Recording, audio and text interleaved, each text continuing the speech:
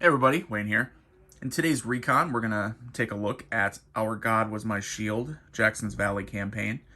This is the first game, Volume 1, in the American Civil War Operational Series, designed by John Theissen, published by Hollandspiele. This series has roots in the three other operational American Civil War games that John Theissen has done for Hollandspiele. More Aggressive Attitudes, Objective Shreveport, and Hood's Last Gamble. I own all three. Hood's Last Gamble I haven't played too much, but I really enjoyed More Aggressive Attitudes and Objective Shreveport. I actually did a lot of I think that was back before I had my channel, I believe. So I did playthroughs that I would upload, take pictures, and just upload them to Board Game Geek. So I never really covered those games on my channel because, like I said, I don't either my channel either didn't exist or it was just a little baby YouTube channel. So, but you know what? We're gonna start covering it. Been looking forward to this one, not only because I really enjoy his system. I know this was going to have at least some basis in that and those previous games, modified, change, of course, but the bare bones will be there, the bones will be there, but also because, well, who doesn't love Jackson's Valley campaign, right? So this game, I know that, and we'll open her up here and take a look at it, but looks good here. There is a lot of talk of hidden units, bluffing, things like that. But from what I've heard, I'll get this shrink wrap off so you don't have all that glare. It does still play pretty well solitaire due to the way that some of the rules are when it comes to the combat. There's some dice rolling involved in even like prepping for combat. Either retreat before combat, if you're the defender, marshaling of forces together, things like that that may have some randomness to them that are going to help you when you're playing solo. So, because as you know, that's what we do here. We play our game solo. Let's open her up. I'm definitely excited. We'll check this game out, and we're gonna do an unboxing. But I'm gonna dig into this one for sure. You'll be seeing some more videos on this one on my channel. All right, here we go.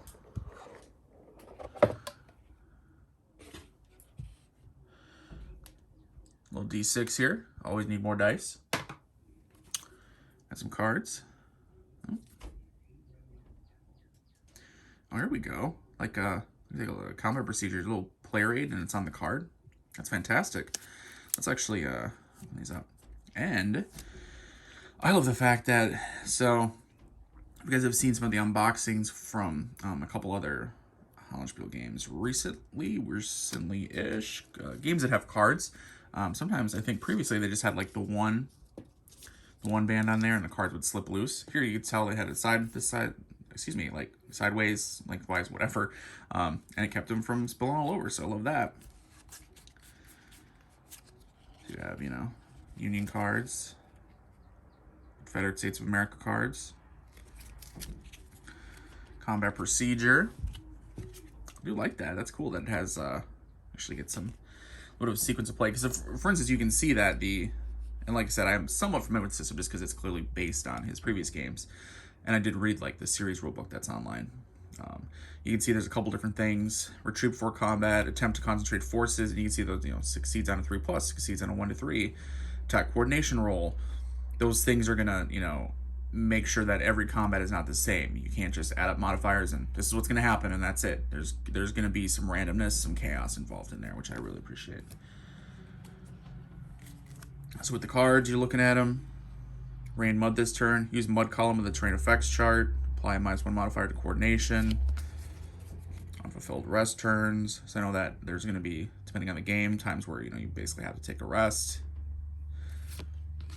I love the fact that they're using the photographs on here on these cards. That's really cool. I really like that. Modern War Ancient Tactics.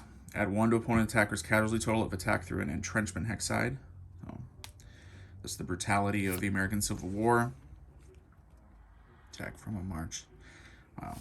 Okay, so we don't read every single card, but looks good. Cards look good. And quality is nice. Very nice. Around the corners. Nice thick cards. Looks very good. I'm definitely excited to dig in. All right, set these aside. Enough looking at the cards, right? We got the rule book here. And is this, okay, so yep, so there is a series rulebook, and this is available online right now in a PDF. American Civil War Operational Series, and it's literally only 6 pages, and that includes sort of some optional rules, credits, things like that. So the series rules are not very large, not very long at all. You can see everything. It's in color, units shown, different rules.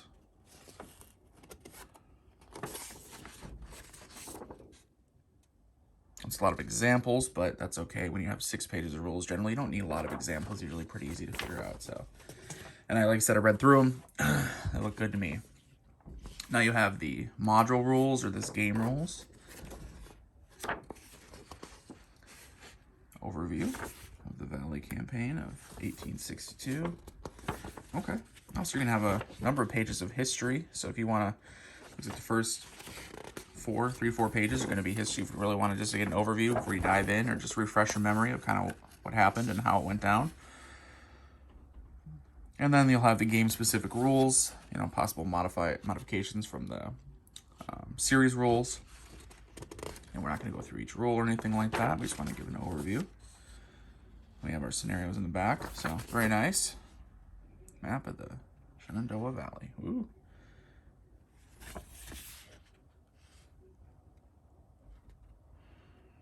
All right. Player aids or display sheets. Union and a Confederate. Oh. There we go. Yep. So this is a way to keep track. See, so Union SP, you know, strength point display. So Banks, Milroy, Blinker, etc. You can keep track of what their actual strength points are off map. You know, I don't know if I'll necessarily do that playing solitaire, but at least it's there. It's there for the bluff aspect, right, and the fog of war aspect. Number commands, VPs, okay. For player aid, current effects chart on one side, and a bunch of other tables, you know, troop for combat, defender attempt to concentrate, etc. on the other side. British destruction. And I think this is it for the counter. So this is a low counter density game. Oh, let's get it up here. All right, sheet 1 of 1, half. Yep, 9 1/16 inches counter. So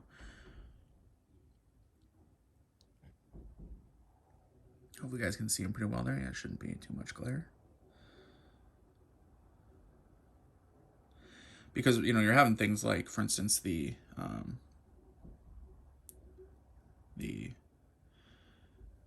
markers are SP markers. You know, you have, okay, so maybe you still would use I think you still would use the display sheet. For instance, you know, say you have Jackson, you know, the Confederates, he has his SP marker. You're still going to want to do that because there's no other SP counters. So you're still going to want to use the track to keep track of his SPs that way. Whether it's, you know, solitaire or not, you're still going to do that. And that works just fine.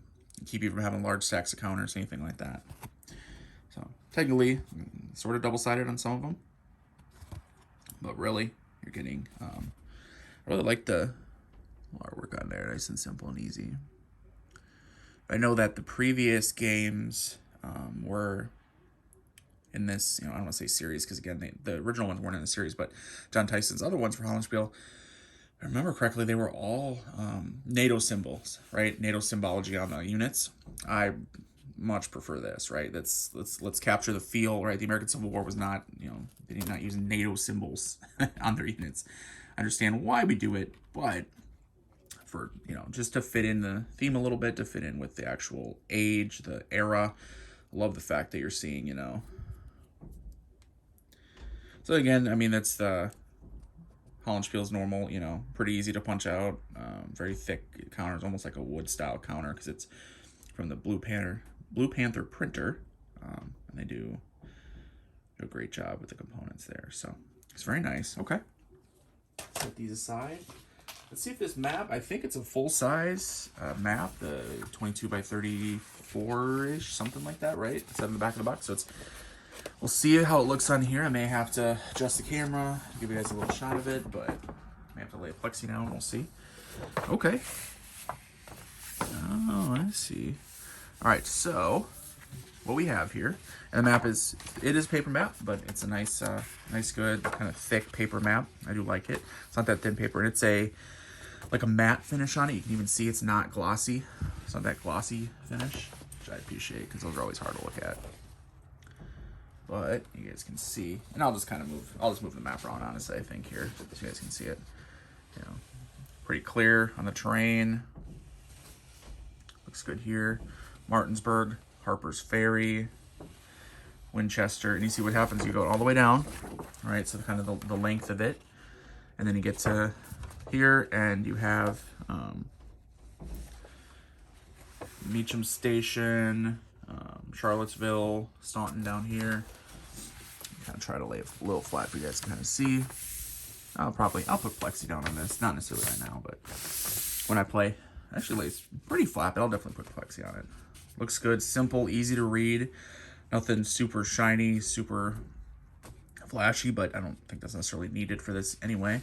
But it looks like we have a bunch of tables over here. So some tracks, you know, turn tracks. You can see the dates, combat results tables, casualty tables, etc. So I don't remember if they're on the playwright or not, but I always enjoy having them on the map. I don't think it detracts from the map. I like it. So your play area is actually a little smaller. It's not the full map, right? Your play area is right here, which actually pretty much all fits on the screen right now without even adjusting camera. And then you have those tracks on the side. So, all right, that is Our God Was My Shield, the Jackson Valley campaign, 1862. I'll lose all my counters here. Super excited to dig into this one. And we have some, like I said, some little different rules to go through. A little different than I'm used to with the previous games, but at the same time, I think they're going to work really well from what I've read so far. There's the bluff aspect, there's the maneuver aspect that, you know, maybe is not as great solitaire, but from what I've read so far from the designer, publisher, from maybe some people who've already had their hands on the game, they said they have no trouble playing it solo. And that's what we're going to do. And that's what I'm going to let you guys know how it works, and hopefully get the chance to show the game off to you guys. So hope you guys enjoyed the video. Comment below, all that deal. Subscribe if you haven't, all those good things. Other than that, until next time, guys. Later.